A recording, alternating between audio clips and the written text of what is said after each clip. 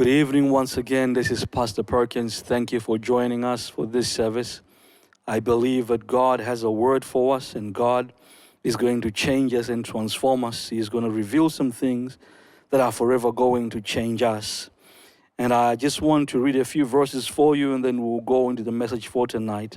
Once again, I'm reading from Ezekiel 18, verse number 2, Ruth 1, verse number 16 to 17. Ezekiel 18, verse number 2 says, "What mean ye that you use this proverb concerning the land of Israel, saying the fathers have eaten sour grapes and the children's teeth are set on edge?" Ruth 1, 16 to verse number 17 says, "But Ruth said, do not urge me to leave you or to turn back from following you. From where you go, I will go. And where you lodge, I will lodge. Your people will be my people, and your God, my God. Where you die, I will die, and there I will be buried. May the Lord do the same to me as he has done to you, and more also, if anything but death separates me from you." Then we just want to give you a background as to where we are so that we are all on the same page. This is part number 4 of the mini-series that we have been in. First one, we spoke about the exemption clause where God is saying, all souls are mine. Ezekiel 18, verse number 4 to verse number 5, "Behold, all souls are mine. As the soul of the Father, so also as the soul of the Son is mine. The soul that sinneth, it shall die, but if a man be just and do that which is lawful and right, he shall live." We spoke about the background from Moab. Moab, a son of Lot by his daughter. We spoke about the curse of the bastard child, which is a child born out of an illegitimate marriage according to the laws given to Israel by God. Then we spoke about the double curse that was on Moab. God says not only are they prohibited from coming to the house of God under the 10th generation, but God says forever. Why? Because they did not provide bread and water when Israel were coming into the promised land, but they hired Balaam to curse them. We spoke part number 2 of the series. We spoke about the process of opportunity, where we spoke about opportunity being a kairos moment, where things are going to happen, things that were not ordinarily possible beforehand, but are going to change in the moment of opportunity. And we mentioned things such as prepare for the opportunity, change your way of thinking, pay attention, recognize the opportunity, speak positive things about the opportunity. We spoke about timing, do things at the right time, and we spoke about the idea of being able to act. In the last message we spoke about the places of destiny, place where you're going to have an encounter with God, and God is going to change you. We also spoke about the 5 ways of how you are going to get into the place of destiny. We came from Psalm 37, verse number 23. It says, some places you are led into. The steps of a good man are ordered of the Lord. You are commanded into some of the places. Genesis 12, verse number 1, Abraham, leave your country, your family, and your father's house to a land that I will show you.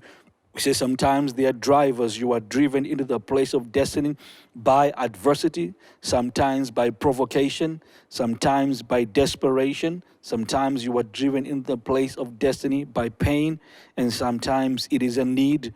You can look at that and see in the story of Hannah, 1 Samuel chapter 1, what was happening in her life. And sometimes you just stumble upon the place of destiny, like Jacob running for his life, put his head in last for him to be able to sleep, but he didn't know that was the house of God. And sometimes it just comes to you in an ordinary place. God visits you, and that place becomes a place of destiny. But tonight I want to speak on this subject matter, over the threshold, now what? We spoke about the great things that are available in the places of destiny. There is a time and a season when you are going to cross over from a place where you are coming from, get to a threshold, and now you are entering into the place of destiny. Ruth was coming from Moab. They took their journey. Then she crossed over to enter into the land of Bethlehem, Judah. I want to read from Ruth 1, verse number 16 to 17. I'm using the English Standard Version. It says, but Ruth says, do not urge me to leave you or to return from following you. For where you go, I will go. Where you lodge, I will lodge. Your people shall be my people. Your God shall be my God. Where you die, there I will die. But I also want to read Ruth chapter 2, verse number 11 to verse number 12. Ruth 2, verse number 11 to verse number 12. Says, but Boaz answered her, all that you have done for your mother-in-law since the death of your husband has been fully told to me, and how you left your father and mother and your native land and came to a people that you did not know before. The Lord repay you for what you have done, and a full reward be given you by the Lord, the God of Israel, under whose wings you have come to take refuge. Ruth 2, verse number 17 to 18. So she gleaned in the field until evening. Then she beat out what she had gleaned, and it was about an ephah of barley. And she took it up and went into the city. Her mother-in-law saw what she had gleaned. She also brought out and gave her what food she had left over after being satisfied. I want you to put this thought into your mind, that God always has a process of deliverance. God delivers you from one thing and He doesn't leave you hanging. He delivers you from one thing and delivers you into another. Delivers you from something that is limiting and prohibiting into something that is greater, into something that allows you to flourish. He delivers you from the kingdom of darkness into the kingdom of His Son. Takes you from a place of sickness into a place of wholeness. Takes you from a place of poverty into a place of prosperity. God will move you from a place of being powerless and bring you into a place where you are going to be powerful. He moves you from a place where there are foolish things and brings you into a place where you are going to have wisdom. God will bring you from a place where there is loss, death, and destruction, and bring you into a place where there is life and life more abundantly. God delivered Ruth from the curse of Moab to bring it into the blessing that was in Bethlehem, Judah, the blessing of Rachel and Leah, and that which was upon Tamar. We have to understand that God is a God of processes. Everything that He does is done in the series of activities and events that we call a process. One of the key elements of a process is time. It is time. Things can be done instantly. Things can be done over a period of time, a process of time. Who chooses how long the process is going to be? We defer to Ephesians 1, verse number 11, says, He worketh all things according to the counsel of His own will. When Ruth left everything she had ever known from Moab into Bethlehem, Judah, God was doing something in her life. She was born to a lineage that had a curse, the bastard child curse, banished from the congregation of the Lord forever. But she made a statement, Ruth 1:16, where she says, your people shall be my people, and your God shall be my God. She crossed over from Moab to go into Bethlehem, Judah. But entering into Bethlehem, Judah was not the breaking of the curse. It was just the beginning of the process. It was just crossing over the threshold. Now God saying there are some things that have to be done. When you think about crossing the threshold, you have to consider the idea that God says now it is time for the children of Israel to cross over the river Jordan to enter into the promised land. It wasn't just entering the promised land because there are some things that had to be done. Here, hence my subject matter for this evening, over the threshold. Now what? When, when Ruth made that declaration, the key word in her declaration is the word I will.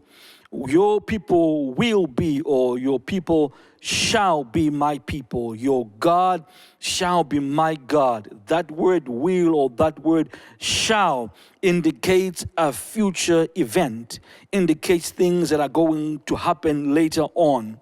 When you look at that, that means from that statement, she had to walk out the process. She had to walk out the process, and it was up to God's determination as to how long that process was going to be. I want to tell somebody here tonight, it is time to walk the process to your freedom from the curse into a place of destiny, into a place of blessing. Did Ruth walk through the process? I am inclined to believe that she did. When you look at Ruth 1, verse number 16, she's saying, your people shall be my people. When you look at Ruth 2, verse number 11, it says, how you left your father and your mother and your native land and came to a people that you did not know before. So your people shall be my people. Chapter number 2, verse number 11 says she walked the process where the strangers that were in the land where she was going became her people. Ruth 1, verse number 16 says, and your God, second part, and your God shall be my God. Ruth 2, verse number 12 says, under whose wings you have come to take refuge. So she walked the process. How did she walk the process? You and I have to understand from a place of flying a plane that there are 3 axes that the plane rotates around. There is an imaginary line coming from the nose of the plane to the tail, one coming from one end of the wing to the other. Then there is a third line coming from the bottom or from the top to the bottom. These 3 lines intersect at the place that we call the center of gravity. Our lives also they rotate around axes. 1 Corinthians 13, verse number 13 says, and now abide faith, hope, and love. Ruth had an understanding of this. Many have regarded her declaration in Ruth 1, 16 to 17 as perhaps one of the boldest declarations of love, hope, and faith. Whenever a plane is going to be flying or taking flight, there are 4 forces that are required for it to be able to fly. There is the thrust, which enables the plane to be able to move forward in a particular direction. There is drag, that acts as an opposite direction to the thrust, the motion. There is weight and there is lift. I believe that there are other forces that are required in life for us to be able to take flight from a place called curse into a place called blessing, for us to move from a place of limitations into a place of abundance. As an aircraft needs 4 forces, I've mentioned 4 for flight. One needs to have forces available to be able to move from a place of curse into a place of blessing. And some of the things that are required here, Ruth 2, verse number 11 to 12 says, but Boaz answered and said, you have done all that you have done for your mother-in-law, all that you have done. This is what you have done. You have left your father, left your mother, and your native land. Then he says, you have come to dwell under the wings of God to find refuge.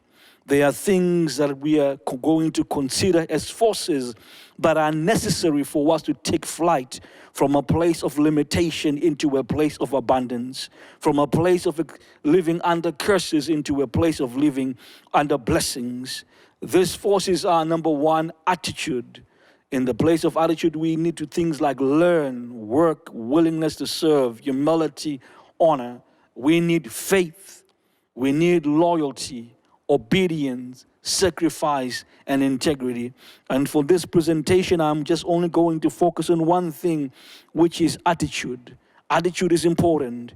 Whether you have a negative attitude or a positive attitude is going to affect your flight. It's going to affect how high you are going to go. It's going to affect how fast you are going to go. It's going to affect how long you are going to be able to fly. What is attitude? Attitude is a manner of thinking, feeling, or behaving that reflects the state of the mind or disposition. Your attitude can be a negative or a positive disposition.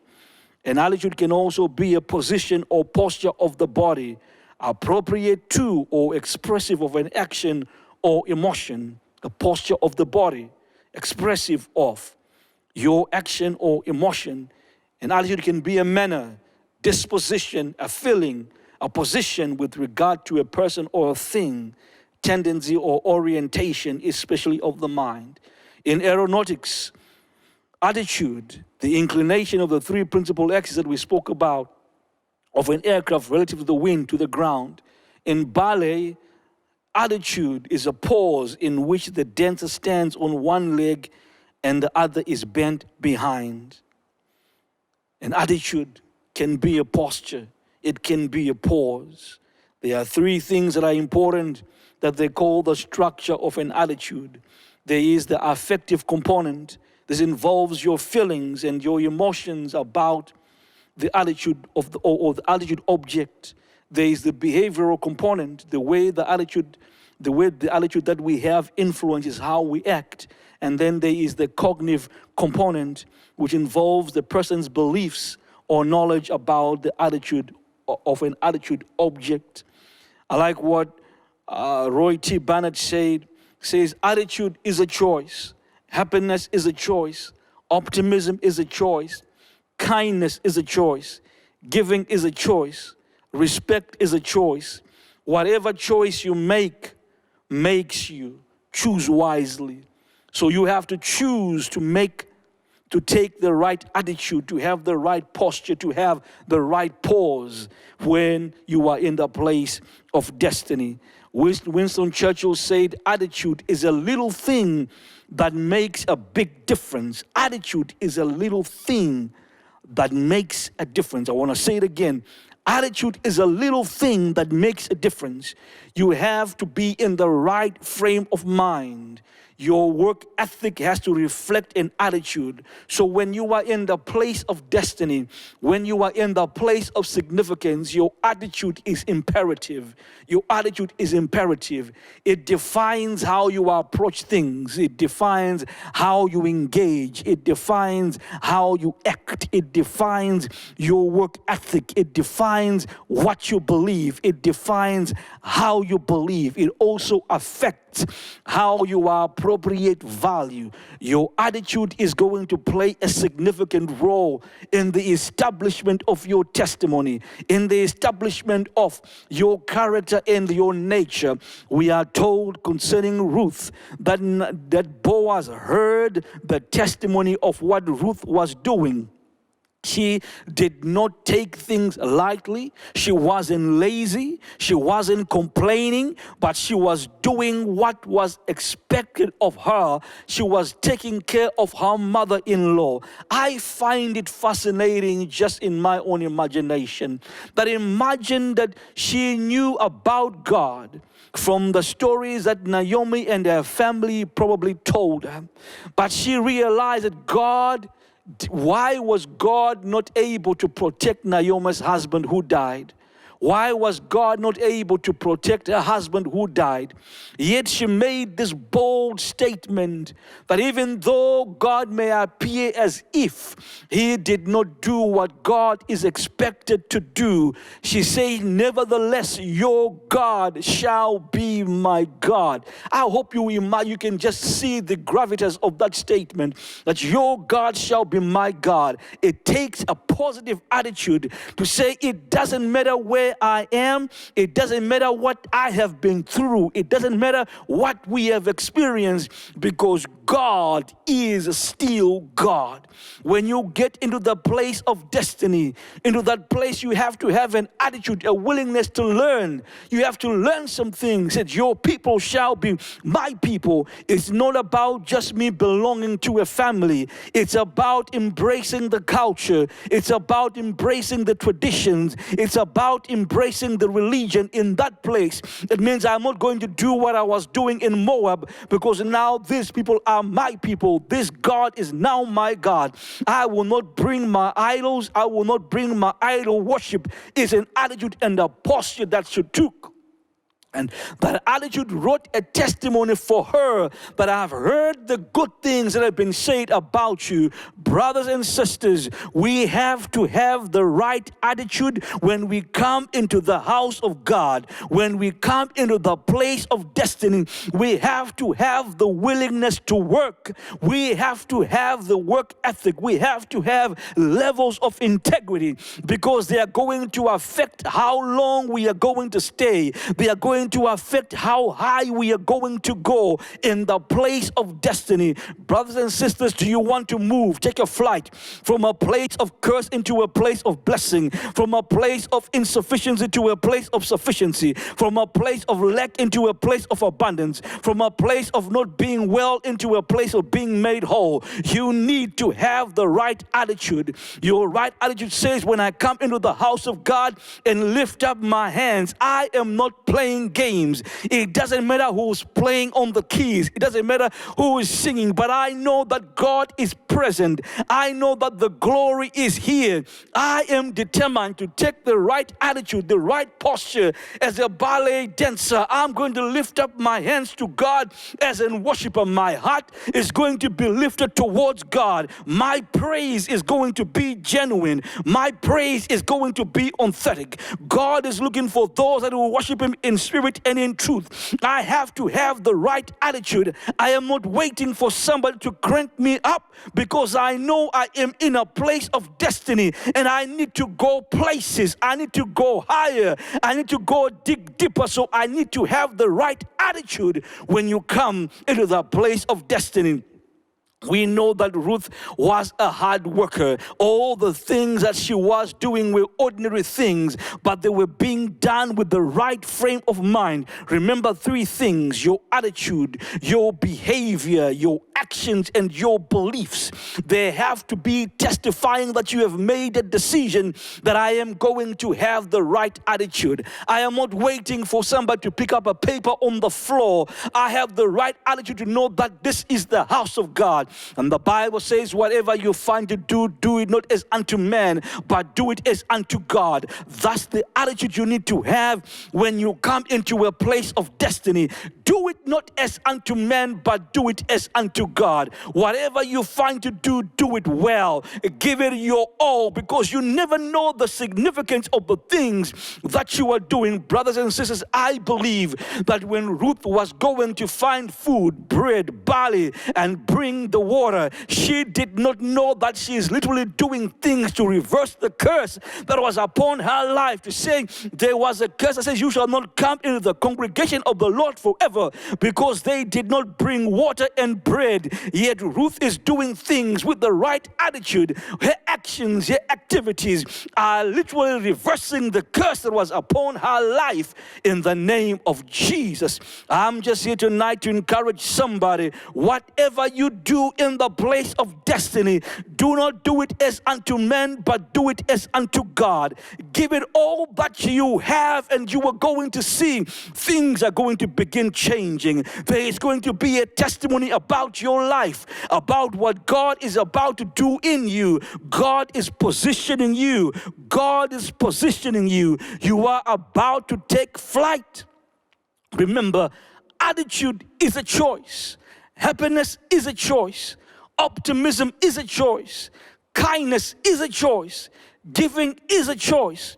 Respect is a choice. But whatever choice you make, it's going to make you. So choose wisely. I will not take the house of God for granted, because my life has been changed in the house of God. I will not take the things of God lightly, because in the presence of God, my life has been changed. The simple things you do, lifting up your hands, giving it your all, serving in the house of God, are literally forces that are going to propel you. I remember Dr. Hurd was speaking about momentum. I believe that you are going to experience acceleration. You are going to experience supernatural momentum. Why? Because you have chosen to have the right attitude in the place of significance. And once again, I go to what Winston Churchill said: attitude is a little thing, but it makes a big difference. difference. Attitude is a simple thing, but it makes a big difference. Attitude, once again, is a small thing.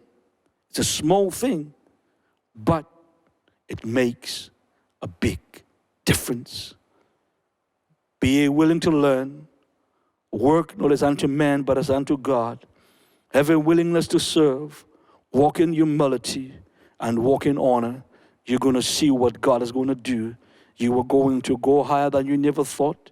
You are going to go further than you've ever thought. Let me pray for you as we finish tonight. I pray for God to bless you in all the things that you do, for God to give you strength, for God to give you grace, for God to give you revelation that indeed you are going to have the right attitude to prosper in the place of destiny. I declare new heights in your life, new levels of understanding in your life, because you have taken a decision, a choice you have made to have the right attitude. Thank you for joining us this evening. God bless you. We love you. And we'll look forward to seeing you very soon. Remember, attitude is a small thing, but it does make a big difference. God bless you, and good night to you all.